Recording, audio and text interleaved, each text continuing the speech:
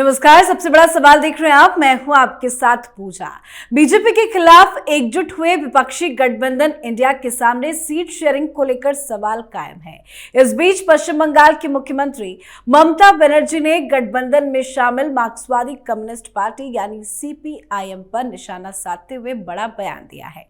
उन्होंने कहा है कि मैंने विपक्षी दलों के गठबंधन में गठबंधन का नाम इंडिया रखने का सुझाव दिया था, लेकिन जब भी मैं बैठक में शामिल होती हूं तो देखती हूं कि वाम दल इसे नियंत्रित करने की कोशिश करते हैं। ये स्वीकार्य नहीं है। मैं इन लोगों से सहमत नहीं हो सकती जिनके खिलाफ मैंने 34 साल तक संघर्ष किया। ममता बनर्जी ने यह भी कहा कि कांग्रेस स्वतंत्र रूप से 300 लोकसभा सीट पर चुनाव लड़ सकती है। तो आखिर क्यों ममता बनर्जी ने हमला बोला? विपक्ष में चल क्या रहा है, बताएंगे आपको। चर्चा के लिए मेरे साथ स्टूडियो में मौजूद हैं कैपिटल टीवी के editor in chief doctor Manish Kumar. Doctor साहब, बहुत बहुत स्वागत है आपका। धन्यवाद। ममता बनर्जी ने जो इतना लंबा चौड़ा बयान दिया है उसको कैसे समझे? देखिए, मैं इस बयान पे तो आऊंगा बाद में जी। लेकिन पहले ममता बनर्जी जो अब तक ये कह रही थी कि हम डेमोक्रेसी को बचाने के लिए गठबंधन बना रहे हैं, उन्होंने अपने भाषण में क्या कहा? चेतावनी दी है और ये कहा कि जो लोग टीएमसी को वोट नहीं करेंगे वो काफिर है। आप ये समझिए, शब्दावली समझिए। उन्होंने साफ साफ बंगाल के लोगों को यह कह दिया कि तुमने अगर टीएमसी को वोट नहीं दिया तो तुम काफिर हो जी। और साथ में यह भी कह दिया कि अगर तुमने बीजेपी को वोट किया, बीजेपी का समर्थन किया, तो अल्लाह की कसम, वर्ड है अल्लाह की कसम, कोई तुमको माफ नहीं करेगा। मैं तो माफ नहीं करूंगी। माफ नहीं करूंगी? क्या करेंगी आप? क्या करेंगी आप? आप माफ नहीं करेंगे, क्या मतलब? मतलब उन्होंने समझा दिया कि काफिर, और यह भी कहा कि जो लड़ता है वो जिंदा रहेगा। आप पहले इन दोनों बयानों को सुन लीजिए। पहले यह अल्लाह की कसम का बयान सुनिए। हमको जो मर्जी हो हम करेंगे। एक बात याद रखना, बीजेपी को मदद मत करो। बीजेपी का अगर तुम लोग मदद करोगे कोई, तो अल्लाह का कसम आप लोगों को कोई माफी नहीं करेगा। हम तो माफी नहीं करेंगे। तो ममता बनर्जी अल्लाह की कसम क्यों खा रही हैं? देखिए, अल्लाह की कसम इसलिए खा रही हैं क्योंकि अब वो कह रही हैं कि भाई काफिर जो वोट नहीं करेगा वो काफिर है, इसलिए अल्लाह उसको माफ नहीं करेंगे, हम भी माफ नहीं करेंगे। ये तो सिंपली आप तो यहां पे जिहादी राजनीति कर रहे हो। दूसरा बयान सुनिए जिसमें वो कह रही हैं कि जो काफिर नहीं है वही जिंदा रहेगा, वही काम करेगा। क्या बोल रही हैं, जरा सुनिए। हे लड़ाई में हम लड़ाई करेंगे, हम लड़ेंगे, हम लड़ेंगे नहीं। जो काफिर है, जो कापुरुष है, वो डरते हैं, वो मरते हैं। जो लड़ते हैं वो जिंदा रहते हैं, वो बचते हैं, वो काम करते हैं। तो ममता बनर्जी ये धमकी किसको दे रही हैं? भाई उन सबको दे रही है धमकी जो टीएमसी को वोट नहीं करेगा। इससे तो और कोई, इससे ज्यादा क्लैरिटी तो नहीं हो सकता। इसमें हिंदू भी हैं, मुसलमान भी हैं, लेकिन अगर आप एनालाइज करें तो ये तो मुसलमानों को ज्यादा है। एक तरीके से वो मुसलमानों को ही काफिर बताने के आप लोग जो काफिर है, बीजेपी की मदद मत करो। हाँ, ये क्यों बयान आया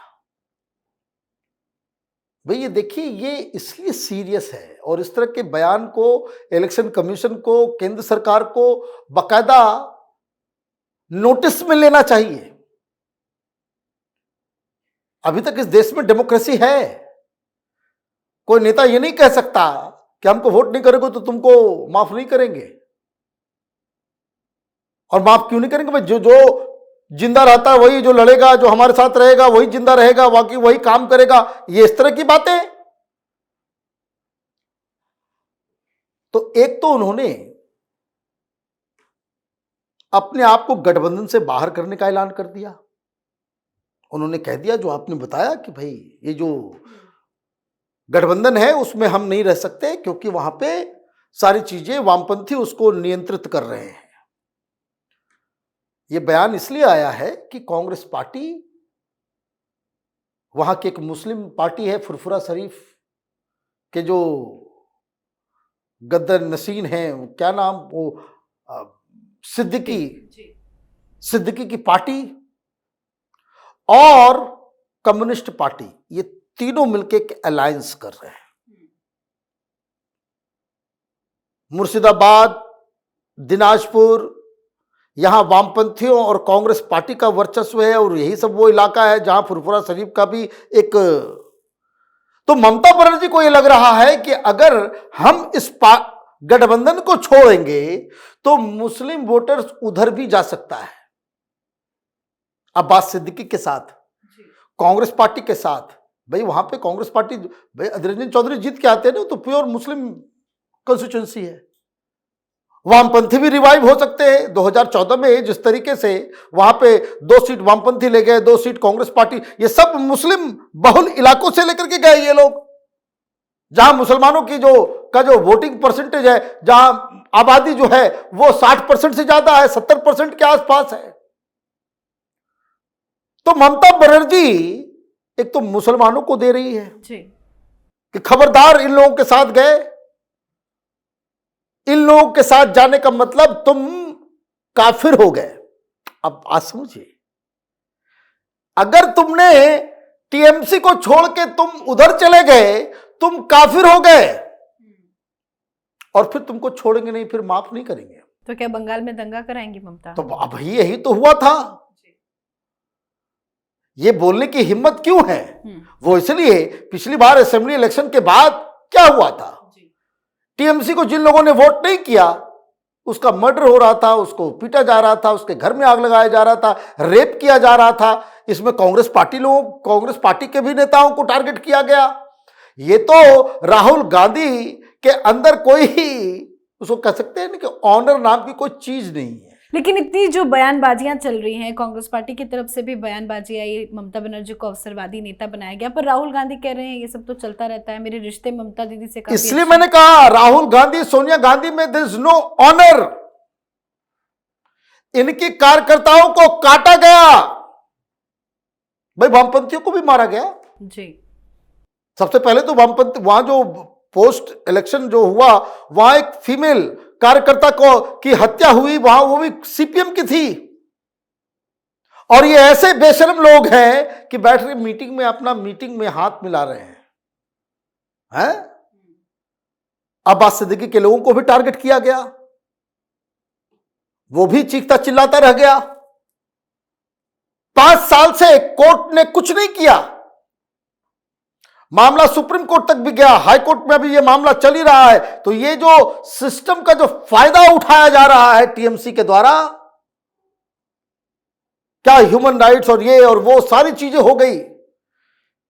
जिस तरह का उपद्रव, जिस तरह की हिंसा, जिस तरह का पोस्ट इलेक्शन जो वायलेंस हुआ है, वो अगर यूपी में हो जाता ना, ये तमाम ये जो लेफ्ट लिबरल कबाल पत्रकार जो है वो रोज विधवा विलाप करते रहते हैं।